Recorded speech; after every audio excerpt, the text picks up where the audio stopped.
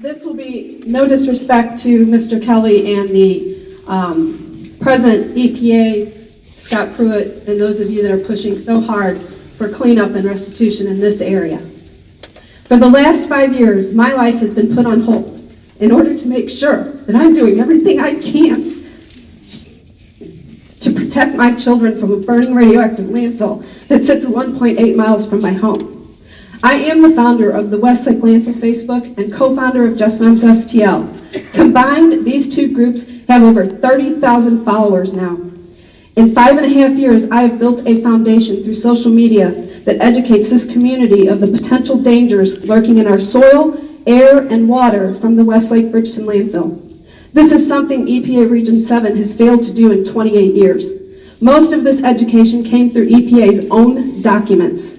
This community has been lied to, ignored, and laughed at by the employees of the very same agency that is supposed to protect us.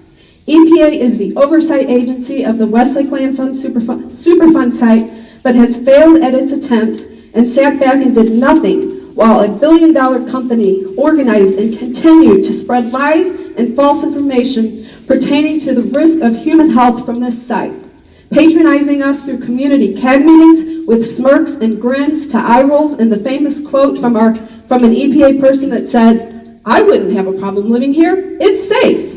Some of those same people are here tonight to tell us that the radioactive waste must be removed because it is a risk to this community. That risk isn't new. It's been a risk for over 40 years. I believe this community is owed a public apology from EPA Region 7 for the way this very sick and dying community has been treated. All of that said is the reason the following things must take place. There needs to be a relocation plan in place for those living 1 mile from the landfill,